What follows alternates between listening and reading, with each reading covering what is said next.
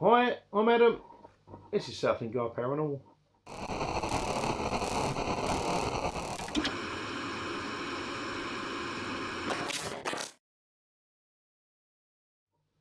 It's great to have you back with us, and I hope you've had a great Christmas. Mine's been a bit quiet. One or two things didn't pan out quite the way I thought they might have done. So yeah, just quiet. I'm sure next year will be a lot different. So I hope you all stuffed yourself silly with mince pies and you got what you wanted from Santa. He's emptied his sack on your floor, all the rest of it. And yeah, unsurprisingly, being the weekend that it is, I didn't really get out. I just sort of sopped about, really, I suppose. I've got caught up with one or two things, and I've started getting my teeth into the latest editing, which is basically the Watch 100 and the Hellfire Caves, because there's a lot there to do. Special Hellfire Caves, partly because of, I'm not sure if I've said before, but due to the people that were there, there was a contractual obligation, so I couldn't film during the official ghost hunt, so I've had to, you know, the bits that I have got were sort of pre-ghost hunt, or pre-official ghost hunt, when it was just myself with the other guys that organised it that was there. But you'll see what I mean when we do get to that. To sum it up, what will happen is, because I spent a long time in both places, I'm going to split them down, which I have done before with a couple of sites, so it'd be like a 2 or 3 episode stint for each one, because especially with Watch 100, because it was all in different parts of the site, so they're pretty much standalone bits, and the Hellfire Cave as well to a lesser extent. As I say, you'll see what I mean when we get there. Yeah, so yeah, I've got a lot to do, and that'll give a lot of content, probably going through till March, I reckon. What one or two other bits that I've got on my computer at the moment. So, content wise, now coming up this week is my return to St Nicholas Church in Leyden. Now, I've only just visited there just before Christmas, because, as you may remember, I did a little bit of, I think it was like my second or third outing with my drone, so I took a bit of footage of the church, and I, I put the footage what I'd done onto a CD, so that the church could have that as well. Yeah, there was people in there that night. I probably should have gone over it. They obviously could hear the voices outside, which was myself. It wasn't Tracy and Ricky this time. It was like it was a little bit impromptu, because there's another guy that just sort of started doing the old ghost hunting thing, so I went and joined him, and just put my own sort of 10 pence in. And yeah, the church was active that time. People come out, and because they could hear sort of voices and that, and they unfortunately had trouble with vandals there. When I explained what I was doing, you just sort of picking up energies and all that, and said, look, at least for tonight, you're not going to get any problems with vandals, because I'm going to be here, and there's no one going to touch this place. And which there weren't, there's no one really come in. But anyway, that's by the by. The footage I did, so I've just given it, I've been meaning to give it to church for ages. I keep missing the days that are open. So I did eventually get in there Sunday before last, and the Father very kindly blessed my bottle of water. So I've actually got what you can only describe as an exorcism box. There's a Bible in there, there's cross, I've now got blessed holy water, I've got sage in there, I think. I've got to put some salt in there, and I've actually got my divination cards in there as well. So it's like, it's a separate box in its own right. I've got all the other boxes and cases, which is my filming and ghost hunting equipment, and then I've got that one which is separate. And I've got a feeling that might come into play next month, depending on Liquid Bullet Productions, because they're going to interview some guys in Liverpool, and they're trying to get all them several done in one go. And there was a chap that had watched my interview with Lee, who had got in contact with Lee and said, like, would I be able to go up and have a look at his pub, because it's I won't say the exact words, but it's very haunted. So I've got to try and suss out what's in there, and been having 1 or 2 issues by the sounds of it, so I'm going to see if I can do anything to help out the situation. That's the plan anyway. But yeah, again, you'll find out as I do, really. Yeah, so there we go, as content was. Now this week, to get out and do some recording, because I'm still got a lot to do. I've got the week off my daytime job, and it looks like I'm now going to be working New Year's Eve from the sounds of it, which is nice. I wasn't intending to work New Year's Eve. I was sort of like that because I 1 or 2 personal things going on. It was, yeah, I wasn't quite sure, and I just sort of did something last minute, which is actually for one of the pubs that I work for, and I did sort of agree to do it. As I say, it's very much a last minute thing. Yeah, but it was like even that was like a little bit touch and go. But it looks like it's on there, so you know, extra money and all that always comes in handy. I've still got 1 or 2 bit more kit to buy. You know, it's never ending. So yeah, what I am planning to do with the few days off is I want to head down to Kent. I want to do a place in Herne Baby Culver Tower or something, and I want to go back to St Mary's at Pluckley. And there's 1 or 2 other bits I want to look at as well. So yeah, I want to try and fit sort of a little bit of a whistle stop in the car and see how much I can do. So yeah, that's what I'm going to be doing, and then hopefully come January, more normal service will be resumed with Tracy and Ricky. Obviously, because a lot of this stuff is just yours truly, and while some of these sites I am on my own. Obviously, the Hellfire Cave and Watch 100, there was other people there, so you know I was on my own, but I weren't, if that makes sense. Anyway, yeah, I'm just waffling on here now. Someone did mention a couple of weeks ago on one of the comments on one of my previous vlogs, I believe, about terminology and what things mean. You know, the abbreviations and that sort of thing in the paranormal investigation world. So I'm going to go over 1 or 2 bits now, and I might do a couple of little more bits as we go on. So you know, if I come across anything else which would be nice to put forward and explain, then yeah, I think that's probably a way forward there. But yeah, just this one, I'm going to immediately explain. I think stuff that was mentioned at the time. So this is going to be a little bit newsreader style. I haven't got the money for an auto cue, not yet anyway. So yeah, I'm just going to read off a little bit what I printed out and sort of talk to you way through. Now I'm going to start off with a REM pod. Now you've seen me use it. I had a little sort of black one with a red bit in it. I've had that more or less since I started, and then I kept sort of misplacing, and I've now since upgraded. As those that are keen to know, to this one. That's the latest edition of that model, which you've probably seen on other channels. These are not cheap. The previous one I had was like 30 odd quid. They still do the job, don't get me wrong. As you've probably seen on some of the episodes I've had it, you know, going off at St Peter's on the Wall, Canvey, even Thorpe Bay, you know, they do work. It's just a much simpler device, but they're a good way. Those ones are a good way of getting started. This one just happens to have a bit more on it. You can adjust the field.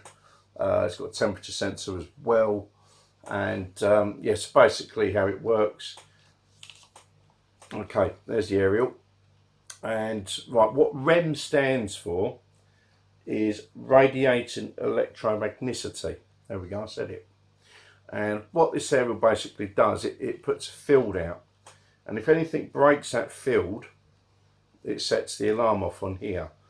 So it does, again, it doesn't matter whether it's a physical presence or a spiritual. If something breaks that field, this will go off, and they'll work on that principle. All right, so that's a REM pod. As I said, the one I had before was around 30 quid. This one, 230 odd quid. All right, so think about it. The one plus point about the latest model, which came from Walking Ghosts, was the previous one, the aerial didn't unscrew, whereas this one, I think there was issues with people snapping their aerials. So with this one, it's, yeah, you can see that much better design, just saves breaking anything. It's nice sturdy plastic I use. This, yeah, just a nice design. So there we go, that's a REM pod.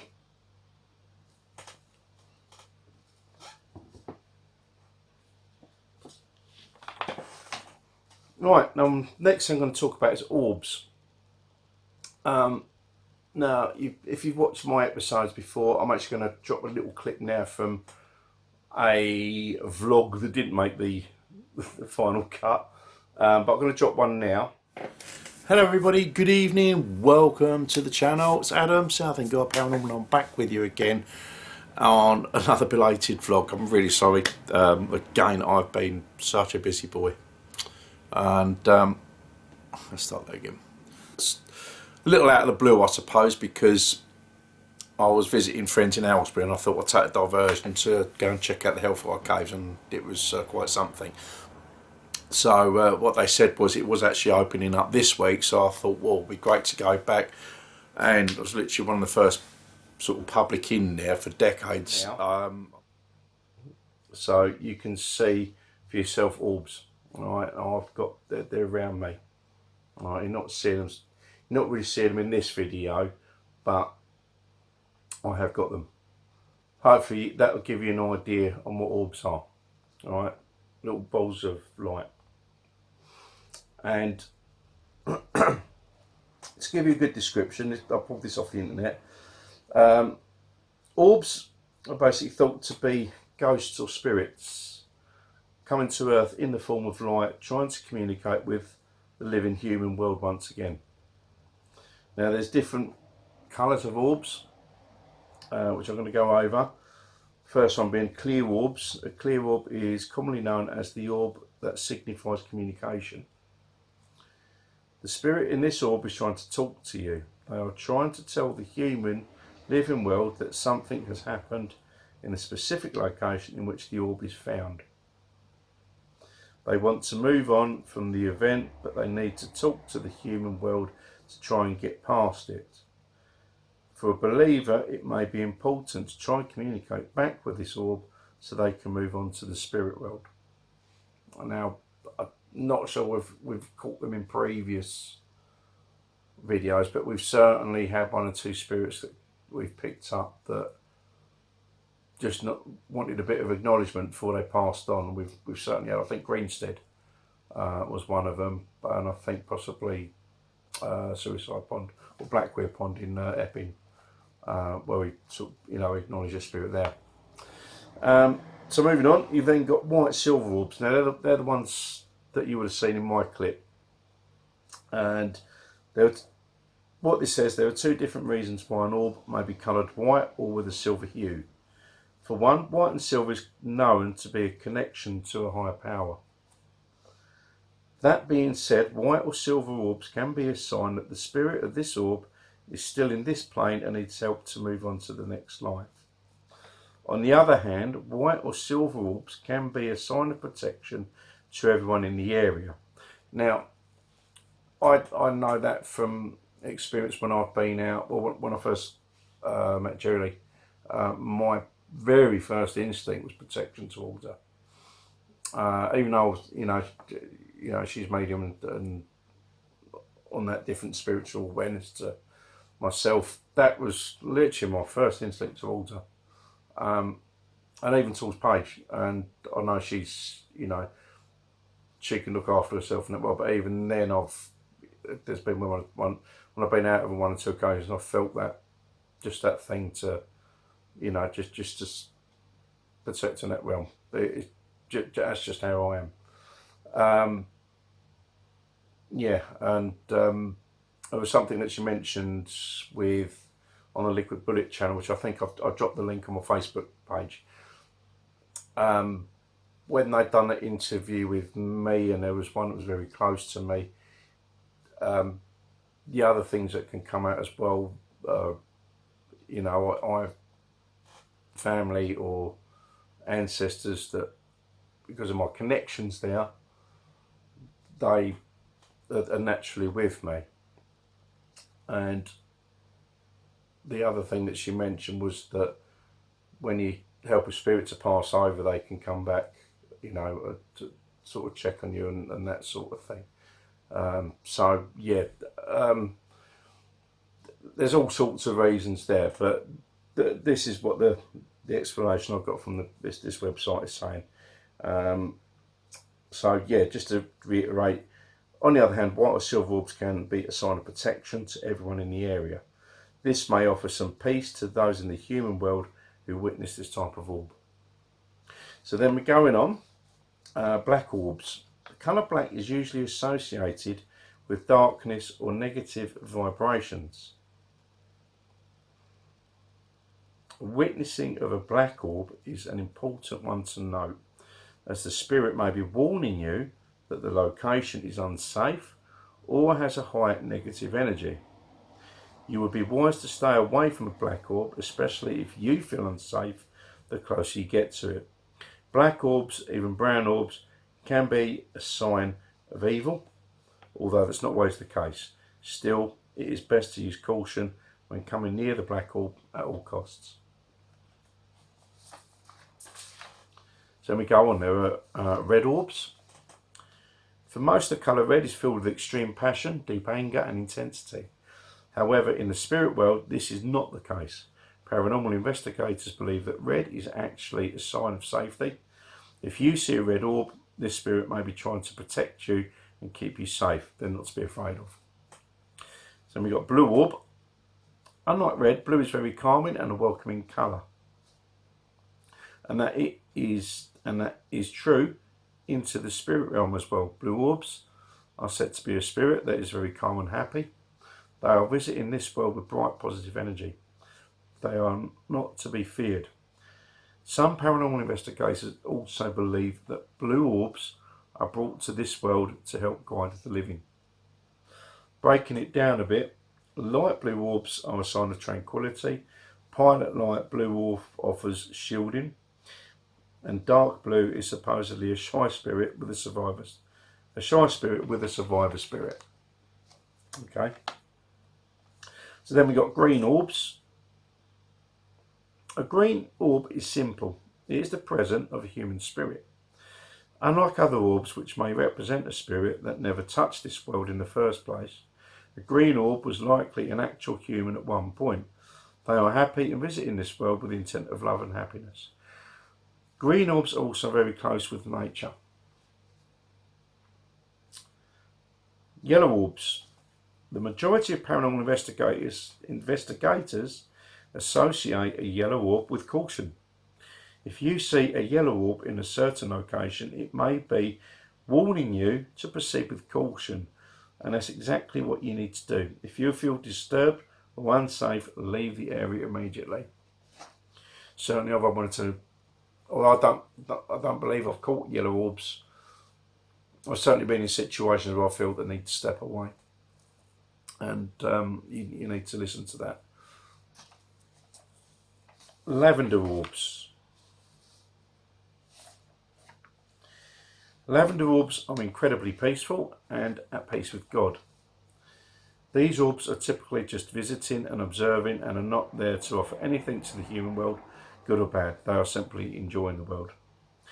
And just goes on to say, it is important to remember that everyone has a different meaning when it comes to orb colours and what they truly mean. If you see an orb, use your own distinction to determine what this orb is trying to communicate with you, simply using the list above as a guide. If you feel a positive energy from an orb, don't be afraid of it. However, if you feel any sense of negativity coming from the orb, it would be best to simply stay away from it and try not to make contact or get too close. As humans, we are able to feel energies from spirits, so use that when you happen to come across an orb in your day-to-day life. Remember, this is just a list of what most paranormal investigators believe. So there you go, that's just an oversight into orbs. So yeah, moving on. Now, you've also seen me use an EMF meter. The K2 was the first one I had, which obviously sent me out. But plenty of times that's the one with the lights. And I've now got this new one, which I think I've shown in the previous video. So I'll just switch on. Alright, now that will pick up electromagnetic field, or it will register a fluctuation. Now, virtually any electrical equipment generates an electromagnetic field. It just varies in intensity. So a microwave, for example, will generate a sort of radioactive field in light switches. Your mobile phone is a good one for you know, the electromagnetic fields. Electrical cables, you know, so your overhead cables outside, street lighting, all that sort of thing, all give off an electromagnetic field. I don't know if this is gonna, there we go. So I've just put that up towards my phone. You just heard it go off. All right, so that's what they do. They pick up change electromagnetic fields, and spirits are able to manipulate that energy to give you a sign that they're there. That's one way, or that there's a general presence. So if you walk into a room and it starts going off, it can mean that there is a general presence there. So that's what they do. Now, the first one I bought, I paid the princely sum of like 20-ish pound for it. Right, again, you can start these off relatively inexpensively. This one was around the 50 odd quid mark, I think, and I got it from the States. But it's purely because it's audio as well as visual. So it's a good aid from when I'm recording. If and when that goes off, obviously it's going to register on the recording. So that's that.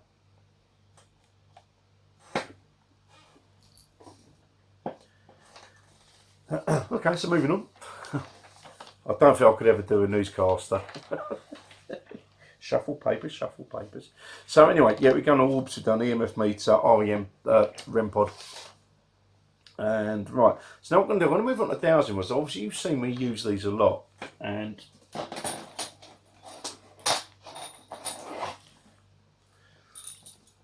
obviously you've seen these. Alright, I use these a hell of a lot. I'm very well tuned in with these. And I do get responses through these, and yeah, they're just a great, I mean, I use them for communication. Oh, just make myself in the face. I use these for communication mainly, but you can use these for all sorts of things, whether it's for looking for water, ley lines. These are used for all sorts of things, but obviously for my purposes it's communication. So they're mine. I mean, they're again, you get what you pay for. I think I paid 20, again, roughly 20 quid. You know, they can come in more. Seen smaller ones go for sort of 12. I think the first set I bought were 12 quid, but they were smaller. Not like these for their, obviously there's a bigger physical impact with these ones. So yeah, Dowsing Rods. Now, just to go a little bit more in depth about Dowsing Rods, again, the information I've just pulled off the net. Dowsing rods are normally used for divination to attempt to locate buried metal, gemstones. Maybe I should have done that when Jay was out, because he kept asking for where the treasure was buried. So yeah, buried metal, gemstones, treasure, grave sites and groundwater. To use the rods, hold them straight out in front of you and concentrate on what you are attempting to locate. The theory is that dowsing rods will point to the location of what you seek. There is nothing special about the rods. It is thought your higher consciousness will reach out into the world and help you locate what you seek. Now, paranormal investigators also use them for spirit communication, usually to answer yes and no questions, which is generally what I do, and to ask if they can point in the direction of where they might be standing or where they want me to look. You know, you can use them for that as well. And it says like you need to be in a haunted location for this to work. Yeah, I mean, you know, although I've been in areas where it's not been traditionally haunted, but there is activity there, then, you know, you're going to get that interaction. Depending on the application, there are different beliefs of how they actually work. If using them to find a water supply or water flow or underground water, known as water dowsing, it would most likely be using some form of magnetism. When using them to communicate with spirits, again, it would be some form of magnetism. Ghosts are believed to be made up of electrical energy, and they are able to manipulate the electrical energy around them by creating a magnetic field. And so what the dowsing rods detect? And you can detect many things according to many experienced dowsers or dowser. As we said, things include water, natural minerals such as gold, treasure, lost items, and spirits. And do they actually work? Well, obviously, I'm going to say yes because they do. I use them all the time. They work for communicate. They work for communicating with ghosts for certain. Supernatural entities are made up of electrical energy, and they are able to manipulate the electromagnetic field around the rods in order to make them move. Many claim to be able to successfully locate groundwater over and over as well. Now it goes on, it says, is it bad to use dowsing rods? Now, no harm can come from using dowsing rods for finding water, lost items or treasure. The only thing to keep in mind that using them to attempt to communicate with spirits can be dangerous. Now, again, something else I'll explain. As those who've been following me for some time already know, when I do a session, we open and close it. When it's been me, when it was my, when it's my dig, it's my show, then I would do an opening prayer, and then when we finish, I will close the session. All right, and we always, say thank you to spirits for communicating. We will leave you in peace, etc., etc. So we always are very polite. We are not rude. And we close the session down in a proper way. So anyway, we're just going through it. As I said, the only thing to keep in mind that using them to attempt to communicate with spirits can be dangerous, especially if you're doing this in your home. Now, I don't use them indoors.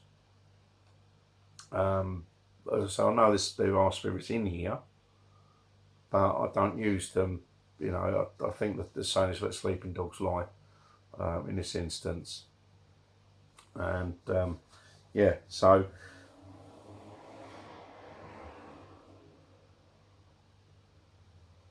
where was I? I just lost my spot. As I say, especially if you're doing this in your home. As you're inviting the spirits into your home to communicate with you, and you cannot guarantee they will leave your home afterwards. So, like I said, I wouldn't want to change the equilibrium of this property. So that's why I don't do anything like that here. So, moving on. Now, I've also got a pendulum. It's interesting to note that whilst I've got technology there, with the REM pod, the EMF meter, there's also very traditional items that can be used. Now, obviously, you see me dowsing rods. They've been used centuries, as far as I'm aware. So, my next item is a pendulum, which is not too dissimilar from dowsing rods. There's mine. That's what's called opaline, and I've also used yellow fluorite as well. I was attracted to those crystals. Now, I'm not going to delve into crystals and the different properties. I mean, the only thing I will say is if you want something like this, where there's different, there's different materials or whatever, then if you feel something calling to you, that's what you should be going for. Like I said, that I was looking for, because I'd lost my yellow fluorite one, I was looking for a replacement. I was looking for different pendulums, and I saw this one, and it just got my attention. So there we go. I bought it. It was the same with my divination cards, my Norse divination cards. I wasn't even looking for them, but they popped up, and it was just like, yeah, I need to get them. So yeah, there's my one. As I say, it's uses an opaline crystal, but there are many other crystals you can use. You can use. It doesn't even have to be a crystal. Wood as well. I'm going to go on to the different bits in a moment, but yeah, whatever grabs your attention. If it grabs your attention, then that's the one for you. And these again, at the price, I mean, I think I paid £12, something like that. The lace on that isn't original. It did have a chain. Unfortunately, I found the chains have a tendency to break, but I did have that leather. It's actually a necklace. It's actually the original necklace for. Oh, that's Archangel Michael. It was actually the necklace for that, but I've since got a stainless steel one instead. But I kept that, which then became apparent when the chain broke. So yeah, but that's a little bit of a different thing. Those of you know me, I've got a Norse ancestry. That's just, a nod to my heritage. That's actually made of iron, which iron is known to keep bad spirits away. So again, they're a bit of heritage, bit of protection there. So, where were we? This is a bit of a long one today. Oh, bloody hell, yeah, I'm 30 minutes. This will be wrapped up very, very shortly. I promise you that. So, yeah, pendulums. Now, pendulums are often used as tools for spiritual healing and inner growth. Defined as objects attached at the end of a string or metal chain. When suspended from a stationary position, a pendulum will swing back and forth or in a circular motion. So when you see me ask for my yes, you see me ask for my no, those directions indicate what my answers will be. And anyway, the typical image of a pendulum is that of an object with 4 metal balls, such as that on an employee's desk. That's what we think of, do you remember the old executive toy pendulum, or in a clock, okay? And they're known as Newton's pendulum. Alternatively, the image of a pendulum watch clock swinging back and forth may ring a bell. So what are pendulums made of? How are they made? Now, as I just said, pendulums are made from a variety of materials, including crystals, wood, glass, and metals. So there's all different materials can be used. If there's something that says that's calling to you, that's the one you should be, that's yours. Get it, because that's yours. So the general consensus within the healing community is that using a wooden pendulum on a thread is the preferred option for receiving the greatest clarity. This is because both crystals, gemstones and metals tend to absorb energies which could cloud or influence information. So how do pendulums help with healing? Pendulums promote healing with the process of dowsing, which seeks out invisible energies. So again, a little bit similar to dowsing rods. This connects people to high energies spiritually and can help locate any blocks in energy. They are used as a form of reflection by asking questions to receive guidance, awareness and understanding. Balancing one's chakras is also possible with pendulums, as pendulums tend to pick up on subtle vibrations to clear the body and balance mind, body and spirit. Thus, pendulum objects can help relieve forms of pain, whether emotional or physical. To this end, it's important when using a crystal pendulum to choose a method of cleansing or clearing crystal prior to the divination session, whether it be for healing or dowsing for answers. And how do you use them? Holistic healers use a pendulum for measuring energy fields or as a dowsing tool for divination purposes. So choosing a pendulum, as I just said right now, it says here, it is important to allow a pendulum to choose you, rather than the other way round. Choosing a pendulum in person is the best way to realise which one catches the eye. Touching it, feeling the temperature change or subtle vibration may mean it is the lucky one. If the way it looks, feels and seems right, then it's the one. Cleansing the pendulum. Now, cleansing the pendulum can be done by holding it under running cold tap water, soaking it in sea salt, or setting a mental intention to free it of possible picked up energies. After cleansing the pendulum, carry it around with you to see how it feels. And it's also picking up on your energies, just the same as Dowsing Rods. You do similar things with Dowsing Rods in cleansing. And I know when Tina used to take one, put them in a geode, I know it sounds funny, but I then put them under my pillow at night so my energy goes back into them. It's a weird thing, but now having to do it slightly differently. You can also put them out under a full moon. Again, it's a good way of cleansing. And again, just put them under. I've also got some rose water as well. There's all sorts of different ways, whichever you feel comfortable with. So anyway, as we were saying, cleansing the pendulum. After cleansing the pendulum, carry it around to see how it feels. Understand the directional swings. Pendulums swing in vertical straight lines, horizontal straight lines, and in circular movements. This can be done side by side, front and back, clockwise, counterclockwise, in an elliptical motion, or even in bobbing movement up and down, which often indicate a strong affirmative action. Define the directional swings. Assign each directional swing a response by first asking the pendulum to show you what certain responses look like. For example, start off by asking, what does a no look like? And subsequently, what does a yes look like? Posing these questions to your pendulum will help define directional swings, which must happen before advancing to more challenging questions. Pendulum responses examples: vertical swing, no. Horizontal swing signifies yes. Circular movement signifies neutral. Now, they can be different for the individual.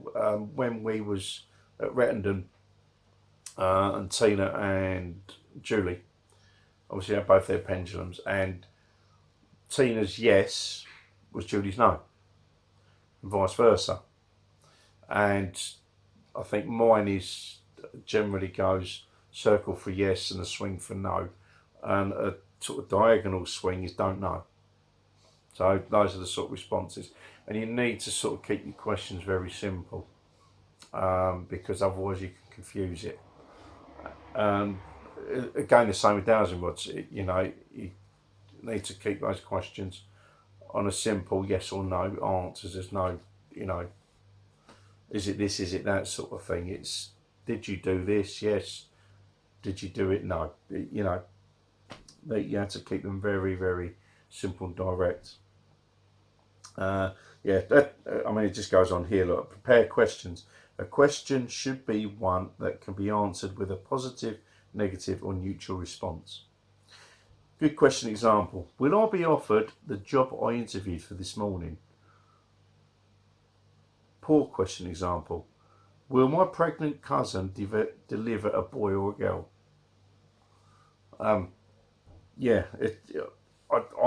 My thinking is on that is how connected your energies are with whatever that was. Cousin's quite a relatively distant thing, whereas that job is much more directly involved with you. So then we're talking about setting intentions. It's imperative to precede the question session with a prayerful request or statement. For example, that may be as simple as saying something along the lines of, it is my intention to receive truthful answers which will serve the good of all concerned. Questions to ask before and between the next Be prepared to ask several questions in order to receive enough information to aid in the quest for thorough answers. Make sure to completely stop any pendulum motion between questions to clear any lingering energies that pertain to the previous question. Okay, so now we've got 5 tips when using one. Before practicing these exercises, ensure the following materials are included: pendulum, intentional mindset, pendulum charts. Well, they're optional. I haven't got one, but by all means, they can be useful. Accept information only if your instincts assure you it is accurate. Keep a notebook handy to write down any questions and the pendulum's response. Each pendulum may have a different response, likewise each person must establish their own directional swings before using the pendulum. Make sure your pendulums have been cleared of any negative energies before and after each use. Alright, so again it's important that you cleanse your devices before you, after you've finished using them. So yeah, there we go. But there's some bits of information for you. This is a lot longer than my usual vlogs. Mind you saying that, my recent vlogs have been about 8 minutes, so I'm probably making up for lost time here. I'm just going to cover one more thing quickly in the style of Columbo. Just one more thing. EVPs. Now, those of you who've been watching my videos know I pick up a decent amount of EVPs, and I can tell you now, they are one of the hardest things to pick out because it takes so much concentration when you're sitting there listening to the audio through your headphones to pick things. You have to listen, really listen, and then if you think you found something, you need to go back over it, maybe boost the audio as you've seen me do, and then listen to it again to see if there's anything there. And then obviously if there is, then I'll leave it in. Obviously if there's not, then I'll move on. Now EVPs, what that stands for is electronic voice phenomena, and as I understand it was originally discovered with early recording devices. Now I understood it to have been on reel-to-reel cassette, the old reel-to-reel tapes. Those of you of a certain age will know what I'm talking about. Younger audiences, yeah, if you look up reel-to-reel tapes and you'll see what I mean. It was basically, it was like an early form of recording, because the reel-to-reels then you went to cassettes, and obviously with digital media formats now, cassettes, you can still find them. I've got 1 or 2 still. They end up in the cassette player in my car. That's how old school it is. But with digital recording formats, they're kind of obsolete, but yeah, how it was found was that a recording device left in an empty room was, I'm only sort of vaguely recalling how they found this, and when on a playback there were voices that could be heard, but there was no one in the room, there was no external influences, there was obviously no one outside the room, there was no radio, nothing like that. There was no external influences, and yet these recording devices picked up voices. So it was later, deemed that these were voices of the dead. Whether it be live spirits, do you know what I mean? Live spirits that still interact. The other is the stone tape theory. Stone tape theory is like where the grounds have soaked up energy from whatever's happened there, and it's like a videotape replay, and it's picked that up. There's different theories on it, but certainly that's what an EVP, electronic voice phenomena, and it's picked up by any recording devices. It doesn't necessarily have to be a dedicated voice recorder. Your camera does, because obviously it's got a microphone. Yeah, but these little devices, I think that was like £20 again. It's 8 gig or 16 gig, something stupid. But yeah, they're great. Obviously, they take up no size. You can see how tiny that is. You can literally stick them anywhere and leave it on record, put it on record, leave it.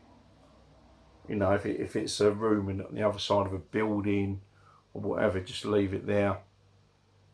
And then, you know, go back to it when you finish your session.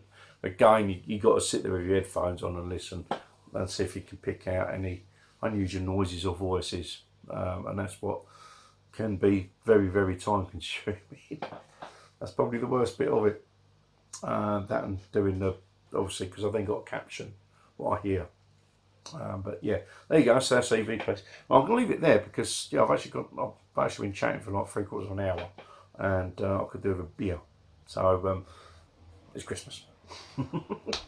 Anyway, thanks very much for watching. I hope that's cleared some things up. If you've got any more questions, please don't hesitate to drop them down below, and I will sort of formulate another session like this where I can, you know, I can answer those questions and give an explanation so it makes things a bit clearer. Anyway, thanks for watching, guys. As said, Wednesday is a return to St Nicholas Church in Langdon. Very different responses this time. And have a great new year. See you later. Bye-bye.